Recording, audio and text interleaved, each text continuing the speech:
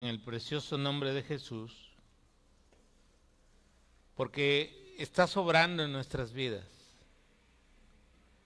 porque eres un Dios que tiene propósitos, muchos más grandes, a veces no los comprendemos, pero podemos confiar en ti, porque tú eres bueno, porque tu bondad, Señor, es infinita, porque tu misericordia, tu amor inagotable nunca cesan para los que son tuyos, Señor.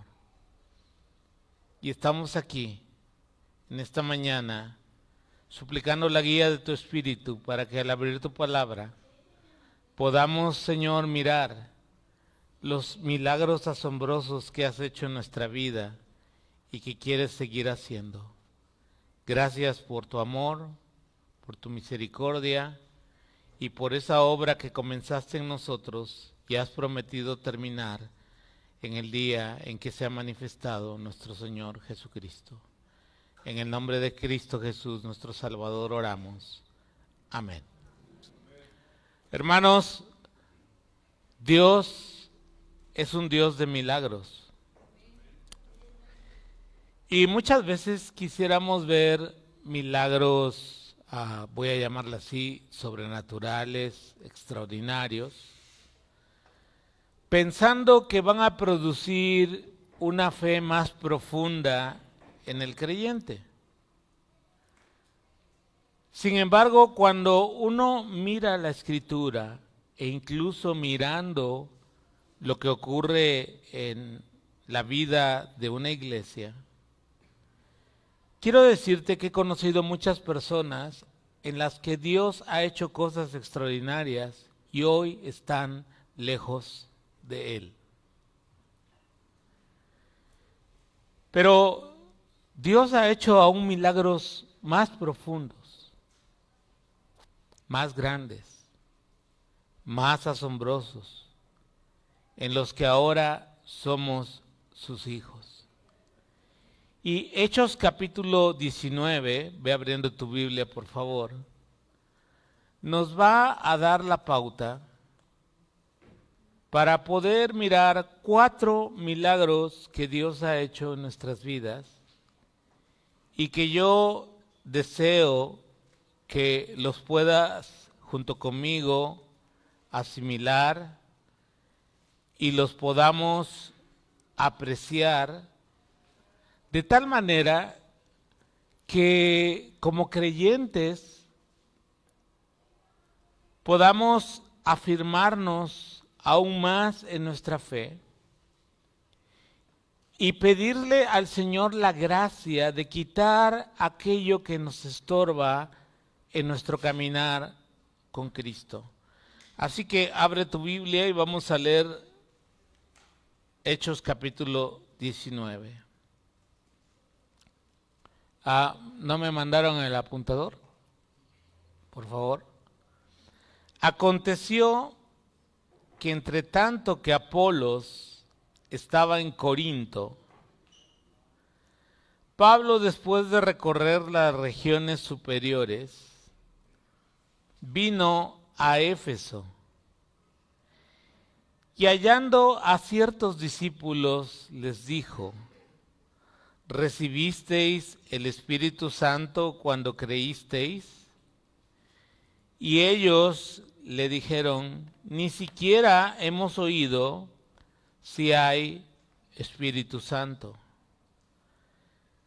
Entonces dijo: ¿en qué pues fuisteis bautizados? Ellos dijeron: en el bautismo de Juan. Dijo Pablo: Juan bautizó con bautismo de arrepentimiento, diciendo al pueblo que creyesen en aquel que vendría después de él, esto es, en Jesús el Cristo. Cuando oyeron esto, fueron bautizados en el nombre del Señor Jesús, y habiéndoles impuesto Pablo las manos, vino sobre ellos el Espíritu Santo, y hablaban en lenguas y profetizaban, y eran todos unos 12 hombres. Muy bien, vamos a hacer aquí una primera pausa en nuestra reflexión. Pablo sigue en su viaje misionero. Puedes ponerme el mapa para poder ubicar a... Y ellos habían entrado, acuérdate, por Troas a la ciudad de Filipos, luego Tesalónica, luego en Berea. ¿Te acuerdas los disturbios que hubo en estos lugares? Luego llegó a Atenas huyendo de los disturbios y del daño que querían hacerle los judíos. Y luego estuvo un tiempo en Corinto, un tiempo bastante largo. Posterior a eso hizo el viaje para la ciudad de Éfeso. Y aquí es donde Hechos capítulo 19, en la península de Turquía hoy, Hechos capítulo 19 nos ubica al apóstol Pablo. Y estando en Éfeso, Pablo conoció a unos discípulos, personas que estaban conociendo el Evangelio, y él de alguna manera intuye que ellos no han comprendido de una manera cabal o completa el Evangelio, y les hace una pregunta: ¿recibieron el Espíritu Santo cuando creyeron? Y es que, hermanos, el sello distintivo, la marca distintiva de que el creyente ha nacido de nuevo, es la presencia del Espíritu Santo en su vida. Si una persona dice ser cristiana, pero no mira evidencia en su vida de que el Espíritu Santo de Dios está en él, en ella, debería examinarse a sí mismo para ver si está o no está en la fe. Ahora, ¿cómo sé que tengo el Espíritu Santo? Porque aquí lo que vemos es un evento extraordinario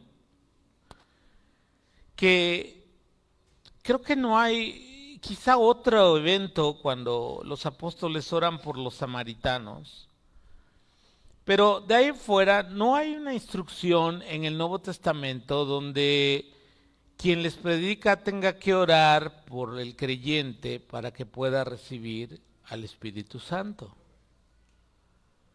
Yo diría que estas señales fueron de alguna manera para autentificar el apostolado, en este caso de Pedro cuando fue a Samaria, y en este caso de Pablo estando en Éfeso, y oran por los creyentes para que puedan recibir la promesa del nuevo pacto. Hermanos, el primer milagro que Dios quiere que en esta mañana, a través de Hechos 19, podamos reflexionar, es que de una manera incomprensible, la verdad, por lo menos para mí, Dios mora en nosotros. Dios habita en el corazón del creyente por medio de la presencia del Espíritu Santo. Ahora, ¿cómo sé que yo tengo el Espíritu de Dios? Es una buena pregunta. Porque dependiendo de cierto trasfondo eclesiástico, Algunos te dirán, bueno, para que tengas la certeza de que tienes al Espíritu de Dios, tienes que hablar en lenguas, tienes que tener tal manifestación. Pero cuando uno va a las Escrituras, uno no mira que tengan que ser necesariamente, voy a llamarle así, obligatorias esas manifestaciones para saber que tenemos el Espíritu Santo. Ahora, quizá te preguntes, yo te voy a hablar de mi experiencia. Yo nunca he hablado en lenguas.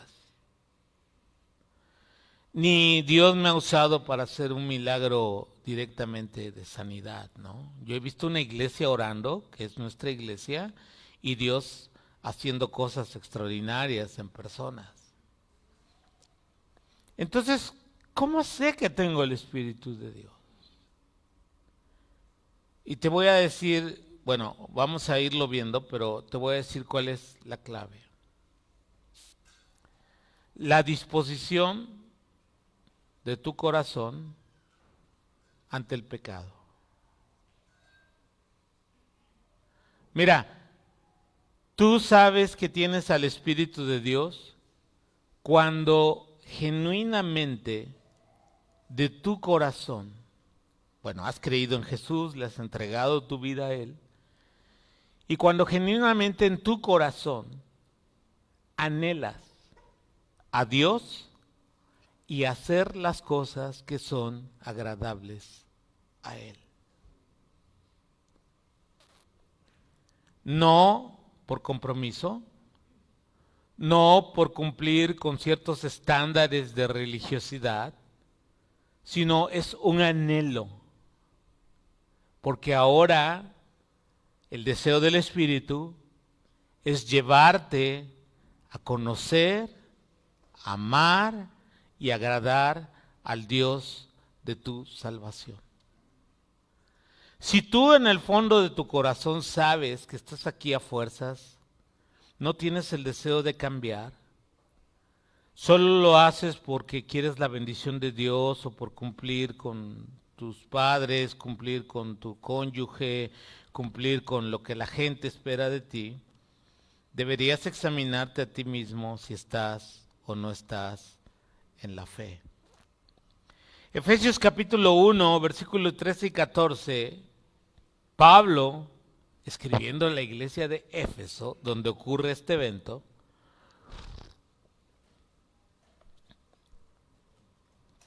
dice lo siguiente: en él también vosotros, fíjate bien, habiendo oído, ¿oído qué? La palabra de verdad, el evangelio de vuestra salvación. Entonces, lo que te subrayé en amarillo es importante, habiendo oído. Ahora, no se trata de oír cualquier cosa, se trata de oír la palabra de verdad, el evangelio. Y luego viene una conjunción, y, que lo pone al mismo nivel de habiendo oído. Entonces, hay que oír el evangelio y habiendo creído en él, en el evangelio. ¿Qué ocurre cuando se dan estas dos acciones? No me gusta usar mucho asuntos técnicos, pero este texto vale la pena. Aquí hay una estructura en griego que se llama participios concurrentes. Es decir, dos acciones que se deben completar o que deben ocurrir para que haya un resultado. Y lo que nos está mostrando el texto es que para ser sellados por el Espíritu Santo, con el Espíritu Santo, de la promesa, ahorita vamos a ver a qué se refiere Pablo, tiene que ocurrir dos cosas: oír el Evangelio y creer en el Evangelio. Entonces, tan es importante lo que oímos, que en este caso es el Evangelio, Cristo crucificado, Cristo dando su vida por nosotros, en la cruz del Calvario, creyendo en su corazón, nuestro corazón, que Dios le levantó de los muertos, dice Pablo en Romanos, seremos salvos. Entonces, tienes que oír el Evangelio y tienes que creer en el Evangelio. Y una vez que se dan las dos acciones, o sea, no basta con oír, no basta con creer en algo, porque hoy en la época de la posverdad, del relativismo, donde cada quien es dueño de su propia verdad y donde cada quien tiene el derecho de creer lo que quiera, y claro que tienes el derecho y cree lo que tú quieras, pero lo único que te va a hacer hijo o hija de Dios es oír el Evangelio y creer en el Evangelio que viene revelado en las Escrituras. Cualquier otra espiritualidad, por bonita que se escuche, por atractiva que parezca, por open mind que pueda verse, quiero decirte que no tiene el poder para salvar.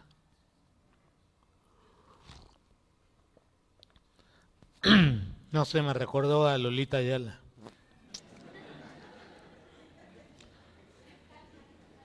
Gil Barrera, ¿no? Entonces, hermanos, oír y creer.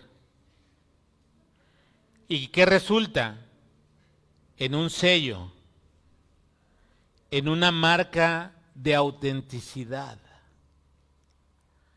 El Espíritu Santo es la marca de la familia de Dios.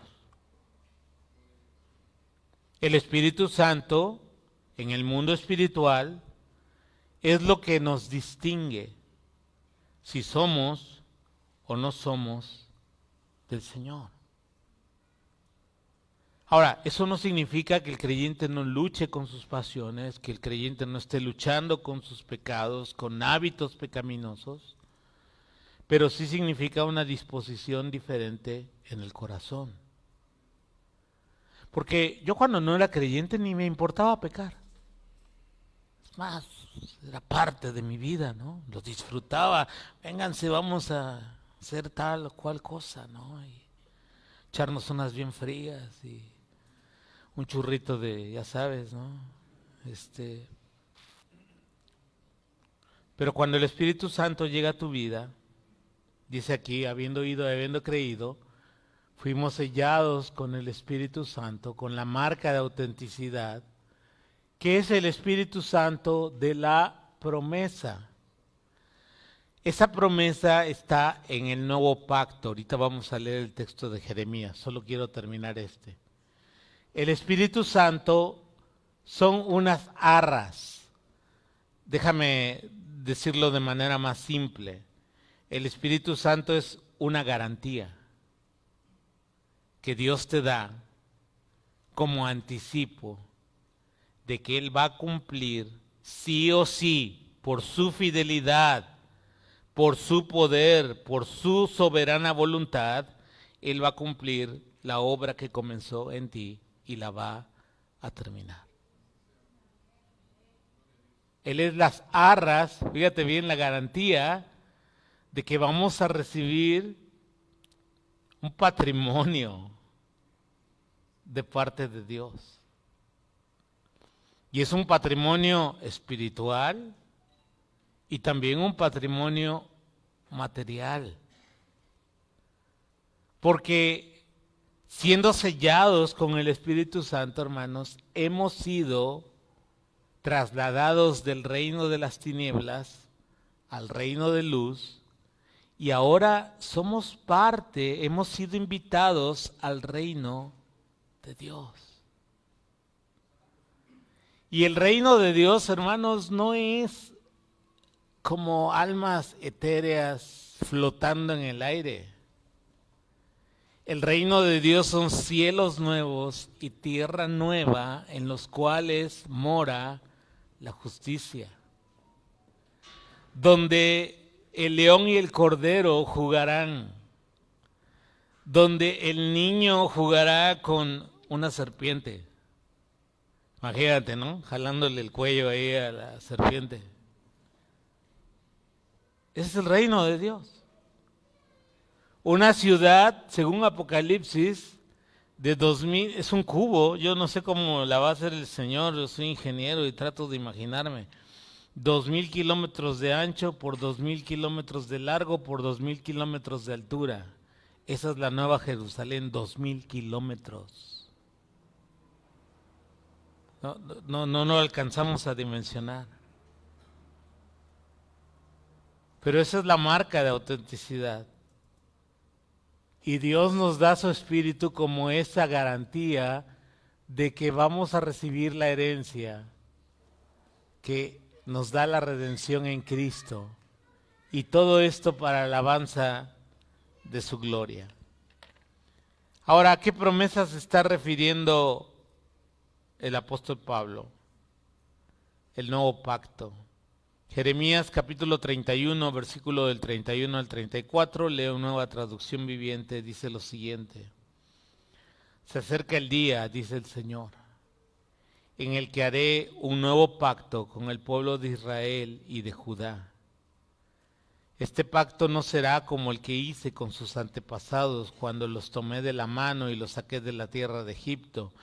Ellos rompieron ese pacto a pesar de que los amé como un hombre ama a su esposa, dice el Señor. Pero este es el nuevo pacto que haré con el pueblo de Israel después de esos días, dice el Señor. Observa bien. Pondré mis instrucciones, dice en Reina Valera, mis leyes, en lo más profundo de ellos y las escribiré en su corazón. Yo seré su Dios y ellos serán mi pueblo. Y no habrá necesidad de enseñar a sus vecinos, ni habrá necesidad de enseñar a sus parientes diciendo, debieras conocer al Señor, pues todos ya me conocerán, desde el más pequeño hasta el más grande, dice el Señor. Perdonaré sus maldades y nunca más, subraya eso, nunca más me acordaré de sus pecados. Tres cosas que el nuevo pacto implica. La ley de Dios en tu corazón. Número 2, una relación personal con Él, como nunca antes la habías tenido. Y número 3, un perdón completo que quita todo obstáculo para que nosotros podamos conocerle, amarle y disfrutar de nuestro Creador y Salvador, el Dios Trino, Padre, Hijo y Espíritu, en nuestras vidas. Amén. Entonces, hermanos, cuando nosotros creemos, oímos el Evangelio y creemos el Evangelio, estamos siendo parte del nuevo pacto donde Él va a poner su ley en nuestro corazón, esa relación cercana, personal con Él y un perdón completo que nos va a abrir el camino libre para poder estar en su presencia. Así que ese es el primer gran milagro, hermanos. Ahora, el sello del Espíritu ocurre ¿cuándo? Cuando escuchas y crees en el Evangelio. Es lo que está diciendo Efesios.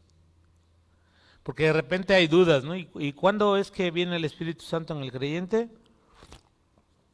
En el momento en que escucha y cree. Eso es lo que está diciendo Pablo en Efesios capítulo 1. Ahora, la plenitud o la llenura del Espíritu es otra cosa. O sea, una cosa es el sello, la presencia del Espíritu Santo en el creyente como garantía de que eres parte del nuevo pacto, eres hijo o hija de Dios. Y Otra cosa es lo que Pablo dice también en Efesios cuando dice no se embriaguen en vino, en lo cual hay disolución, mejor sean llenos o déjense llenar por el Espíritu Santo. Esa plenitud del Espíritu, hermanos, esa llenura del Espíritu es un acto que el creyente busca cediendo su voluntad a Dios para poder vivir con el Espíritu Santo. Lo tiene, pero de una manera en que entregamos el control de nuestra vida, de nuestra voluntad a Dios. Para que quede clara la diferencia. Hechos 19, versículo del 8 al 10. Dice lo siguiente la palabra.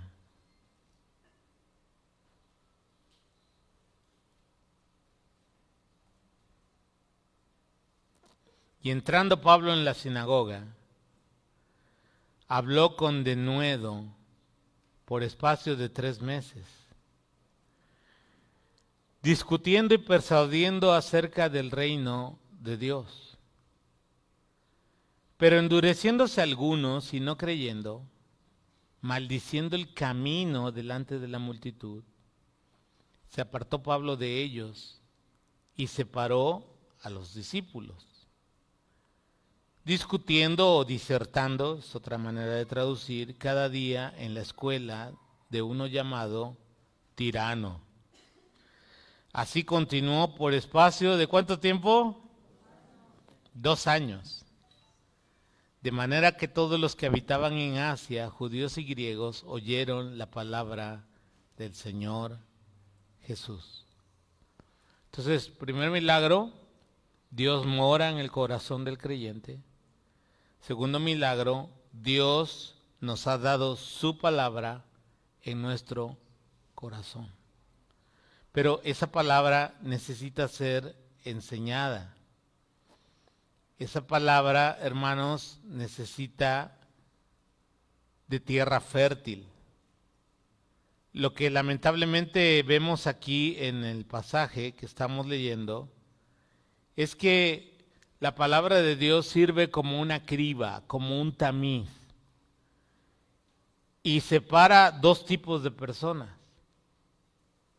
Aquellos que no creen, están endurecidos e incluso se oponen al camino del Señor. Y por otro lado, los que creen y siguen al Señor Jesús cuando creen en el Evangelio. Y hermanos, la palabra de Dios va a revelar lo que hay en nuestro corazón. Mira lo que dice Hebreos capítulo 4, versículo 12. Pues la palabra de Dios es viva y poderosa. Es más cortante que cualquier espada de 2 filos. Penetra entre el alma y el espíritu, entre la articulación y la médula del hueso, y mira lo que hace la palabra. Deja al descubierto nuestros pensamientos y deseos más íntimos. Por eso le huimos a la palabra de Dios. Por eso nos cuesta tanto cada día estar meditando en ella. Porque es un espejo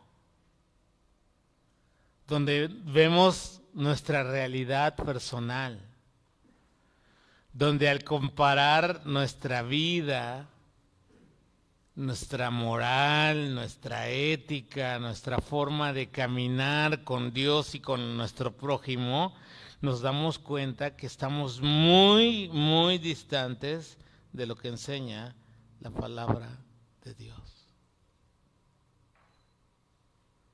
Y uno dice, es mejor no saber.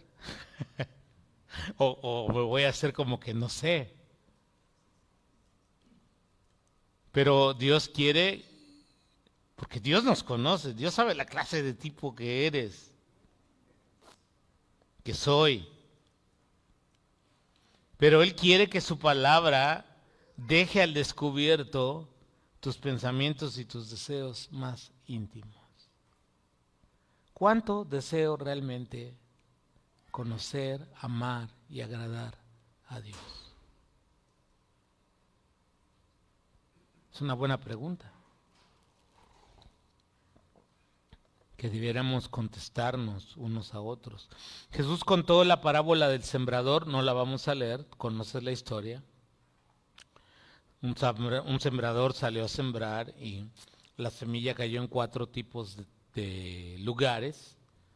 La primera cayó en el camino, la segunda entre pedregales, la tercera entre espinos y cardos y la cuarta cayó en tierra fértil. Y cada uno de esos tipos de suelo revelan el corazón de las personas que reciben la palabra. Los que cayeron en el camino, tengo una diapositiva para eso, son aquellos que tienen un corazón endurecido, no quieren saber nada de Dios.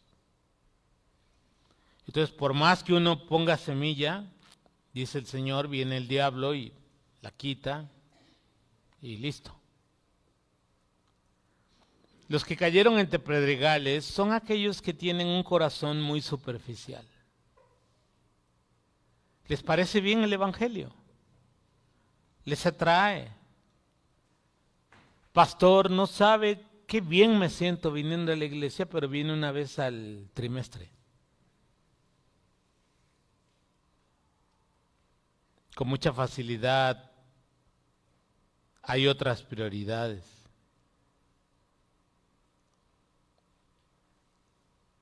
Brotan rápido, pero no tienen profundidad. Y he conocido un montón de personas. Hoy, por cierto, celebramos el 5º aniversario de la plantación que hizo esta iglesia de Calvary en el Marqués. Y mirando las fotos, con alegría veo a muchos que están perseverando, pero con tristeza a muchos que han pasado y por distintas razones no están caminando con el Señor. Luego, los que cayeron entre espinos son aquellos que tienen un corazón distraído por otras cosas. El desarrollo personal, las cosas materiales, nuestras propias pasiones. Y finalmente, aquellos que son la tierra fértil son los que tienen un corazón receptivo, dispuesto para el Señor, para abrazar con humildad la fe en Cristo Jesús, para abrazar a Cristo como su Salvador, como su Señor. Y ahora vean cómo la obra de Dios lleva tiempo. 2 años. Pablo estuvo enseñando a estos creyentes la palabra, 2 años. Y sabes, en mi experiencia pastoral, cuando una persona comienza desde cero en el camino del Señor, tarda como 2 años en afirmarse. Hay quienes maduran un poco más rápido y hay quienes tienen 10 años y todavía se consideran nuevos en la fe. Que espero no sea tu caso. Pero sí, por lo menos 2 años. Toma. Así que es un asunto de paciencia, de perseverancia, de estar enseñando la palabra de Dios. Hermanos, segundo milagro, lo que hace la palabra de Dios en nuestras vidas. Hechos capítulo 19, vamos a leer el versículo 11 en adelante. Y hacía Dios milagros extraordinarios por mano de Pablo, de tal manera que aún se llevaban a los enfermos los paños o delantales de su cuerpo. Súper curioso esto, ¿no? Y las enfermedades se iban de ellos y los espíritus malos salían. Pero algunos de los judíos, exorcistas ambulantes, intentaron invocar el nombre del Señor Jesús sobre los que tenían espíritus malos, diciendo: os conjuro por Jesús, el que predica Pablo. Había 7 hijos de un tal Esceva, judío, jefe de los sacerdotes, que hacían esto. Pero respondiendo el espíritu malo le dijo: miren, muchachos, a Jesús conozco y sé quién es Pablo, pero vosotros, ¿quiénes sois? Y el hombre en quien estaba el espíritu malo, saltando sobre ellos y dominándoles, pudo más que ellos, de tal manera que huyeron de aquella casa desnudos y heridos. Y esto fue notorio a todos los que habitaban en Éfeso, así judíos como griegos, y tuvieron temor todos ellos, y era magnificado el nombre del Señor. Es muy curioso este pasaje, hermanos, pero Dios autentifica su evangelio, lo confirma por medio de milagros extraordinarios. Por lo menos aquí hay 3 cosas que menciona Lucas. Número 1, sanidades. Número 2, expulsión de demonios. Y número 3, revelar o descubrir a los que son falsos creyentes, ¿no? Y quieren hacer uso del nombre, la autoridad de Jesús. Ahora, muchas veces uno se pregunta, ¿por qué no ocurre todavía esto? Quiero decirte que yo, en lo personal, crecí en una iglesia con una teología en cuanto a los dones del Espíritu que suele llamarse cesacionismo. Es decir, que los dones del Espíritu, sobre todo los que implican como milagros sobrenaturales de nuestro mundo natural, ya no operan. Sin embargo, con los años, al observar lo que Dios hace, tomé la decisión de moverme a un continuismo muy moderado, porque también no es que veo demonios y veo sanidades en todos lados. Pero, ¿quién soy yo para decirle a Dios que haga o no haga lo que Él quiere hacer? O sea, mi teología cesacionista no puede cerrar en una caja a Dios y decir, tú de aquí no te sales, ¿no? Que Dios haga lo que Él quiera hacer, pero siempre siguiendo lo que Él mismo ha establecido en su palabra. Porque fíjense bien, a diferencia de lo que hoy venden algunos sanadores, Pablo hacía milagros de sanidad porque él era apóstol. Pero cuando uno estudia las cartas apostólicas, uno ve dones de sanidad, es decir, regalos de gracia de sanidad, a través de una iglesia que ora por la sanidad de una persona, y Dios puede concederla de muchas maneras. ¿Puede concederla a través de un milagro? ¿Lo crees? Pero también Dios puede llevarte a través de un proceso para que descubras cosas de Él que de otra manera no pudieras haber descubierto.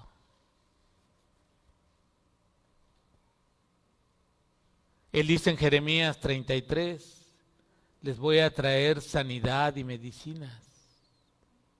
Y Dios puede usar la medicina humana también para traer sanidad. Pero nunca cierras la puerta en tu mente y en tu corazón a que Dios pueda hacer algo extraordinario.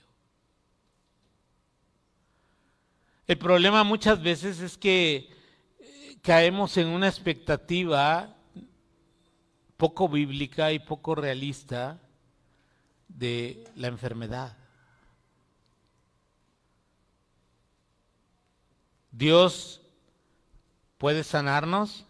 Sí, si Él quiere.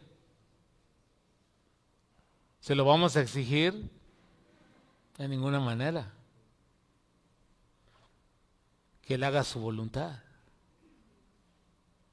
Porque miren, hermanos, cuando uno enfrenta una enfermedad, y tú sabes mi condición, soy ahorita paciente oncológico. Hay un síndrome que nos afecta mucho en nuestra mente y en nuestro corazón, que es el síndrome de los porqués. De hecho, esta semana el Señor ministró a mi corazón a través de una prédica del pastor Chuck Smith, que se llama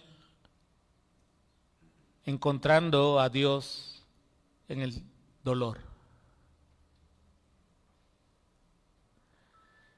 Y el pastor Chuck decía que nos consume muchas veces el síndrome del por qué. Dios, si tú me amas realmente, ¿por qué has permitido que el cáncer esté en mi cuerpo? Dios, si tú me amas y dices que tienes cuidado de mí, ¿por qué ocurrió este accidente? ¿Por qué sucedió esta cosa? ¿Por qué no puedo mirar o entender lo que está ocurriendo en mi vida? Y muchas veces, digo, es válido porque somos humanos y estamos sintiendo, pensando, pero ahí nos quedamos estancados en los porqués. Y pensamos que Dios tiene la obligación de respondernos a esos porqués. O los para qués.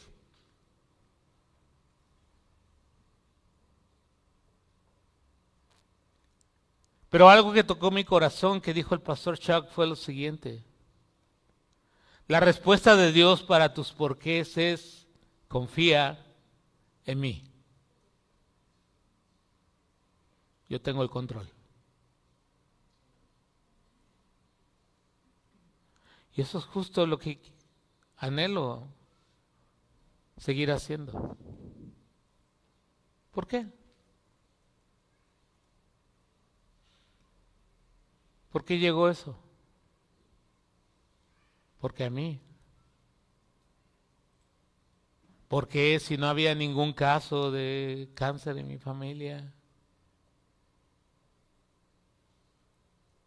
Nunca fui alcohólico, nunca estuve drogándome, nunca fui fumador. Sí, dragón, ¿verdad? Quienes me conocieron hace años, pesaba yo 140 kilos, ahora peso 70.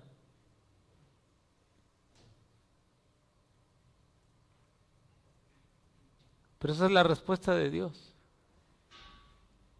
Confía en mí. Amén.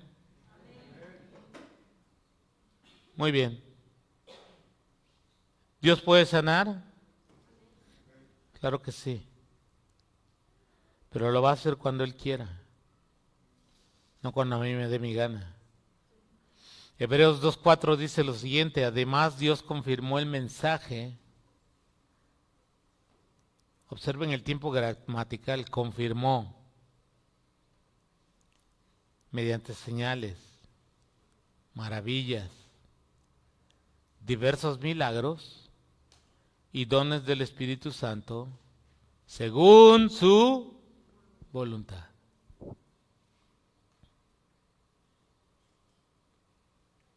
Finalmente,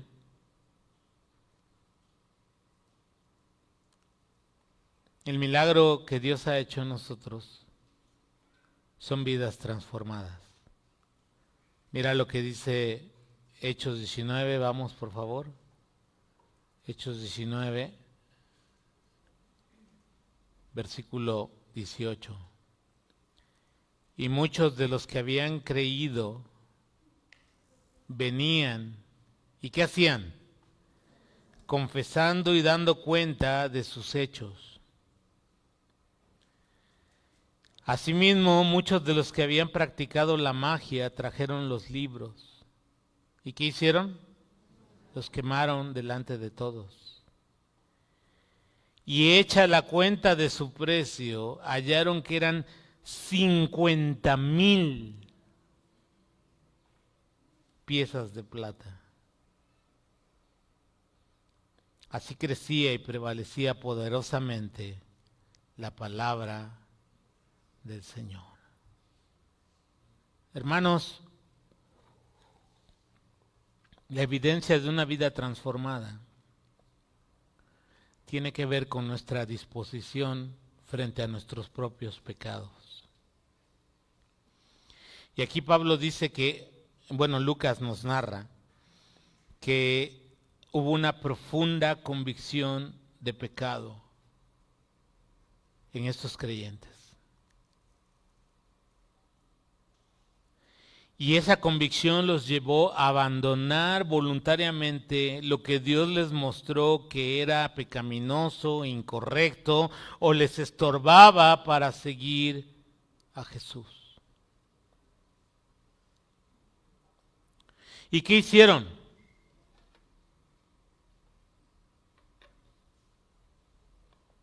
Quemaron los libros. Y les habían costado buen dinero.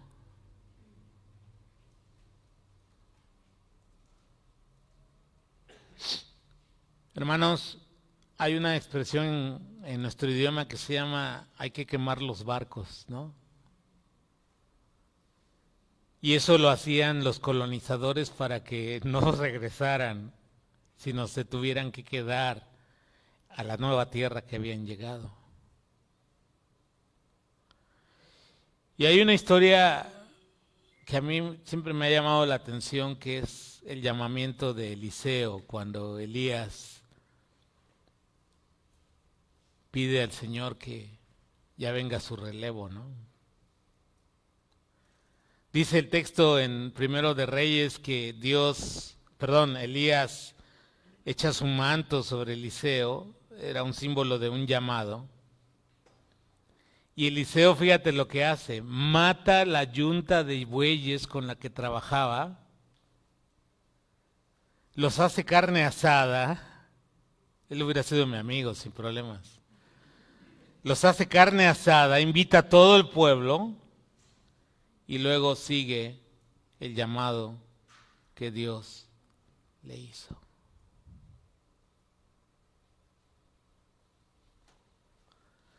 Ahora, yo quiero que te preguntes,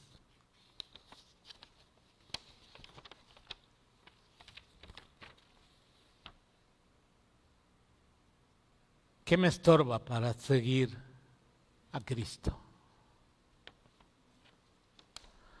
Porque hay muchas cosas que nos estorban, hermanos.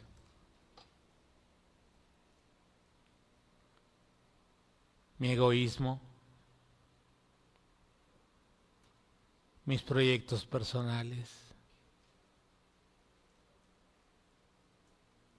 mi desarrollo financiero, mis pasiones. No quieres dejar la pornografía, no quieres dejar de consumir bebidas o sustancias. He conocido cantidad de personas que dejan el camino del Señor por un amor.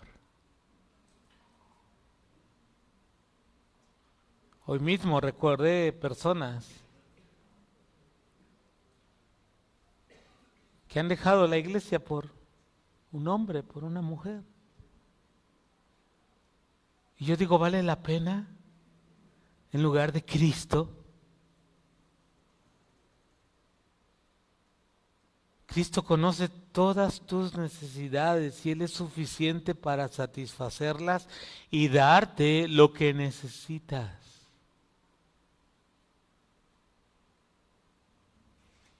¿Por qué no estás siguiendo sin reservas, sin estorbos, sin lastres, al que dices que es tu amado Salvador y Señor?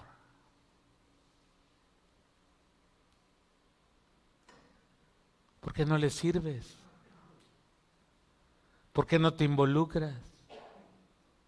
Ya te la sabes, no tengo tiempo.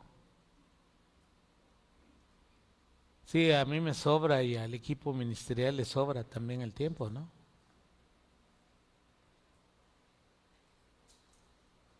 Te voy a decir una cosa, no es que nos sobre el tiempo, es que amamos al Señor y te amamos a ti.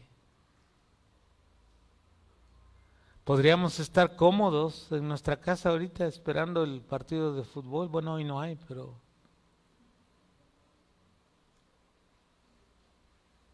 podríamos estar a lo mejor en un balneario, podríamos estar haciendo cualquier otra cosa, pero amamos a Cristo y te amamos a ti. 5 años de un esfuerzo triple para mi familia, para mí, atendiendo Calvary el Marqués. Y algunos me han dicho, estás loco, Miguel. Varios me han dicho, deberás tomarte un descanso y atender tu enfermedad.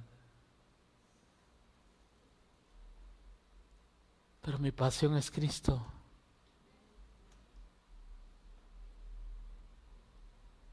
Y aún así hay cosas que me estorban.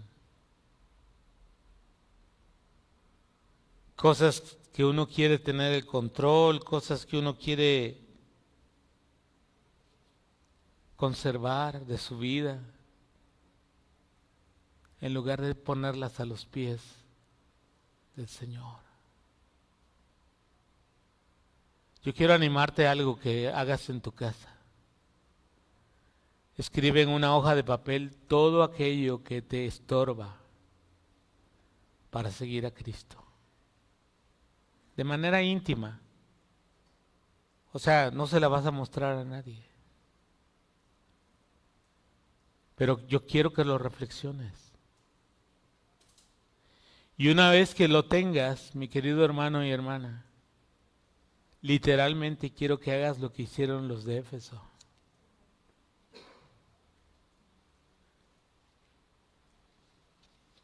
Quemarlos. Decirle, Señor, perdóname, te entrego lo que me estorba para seguirte.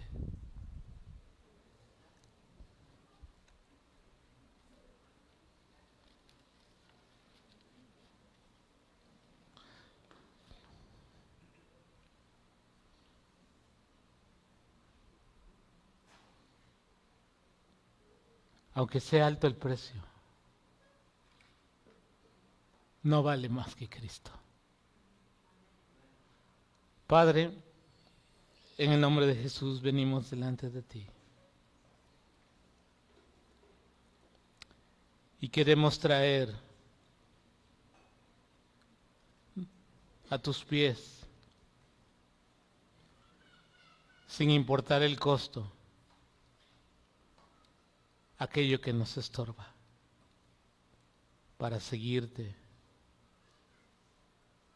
para amarte, para servirte. Tenemos tantas excusas, tantos pretextos, tanto egoísmo.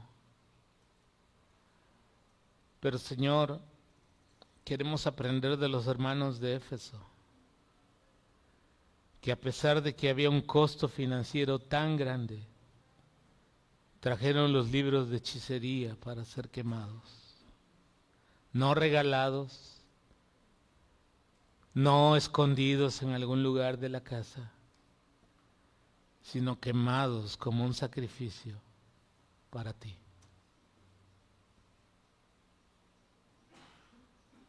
Si en esta mañana el Señor ha hablado a tu corazón sobre lo que te estorba, me gustaría orar por ti. Ponte de pie si es que quieres que ore por ti. Padre, tú ves los corazones y quiero suplicarte, mi Dios, que podamos, con una convicción profunda, traer delante de ti aquello que nos estorba, para seguirte, para amarte, para servirte, para que tú seas la primacía de nuestro amor en la vida. Aquí estamos, Señor, delante de ti. Somos débiles, somos imperfectos, pero creemos en ti y queremos confiar en ti, en que tú vas a hacer algo extraordinario en nuestras vidas. En el nombre de Jesús oramos. Amén. Dios los bendiga, hermanos. Gracias.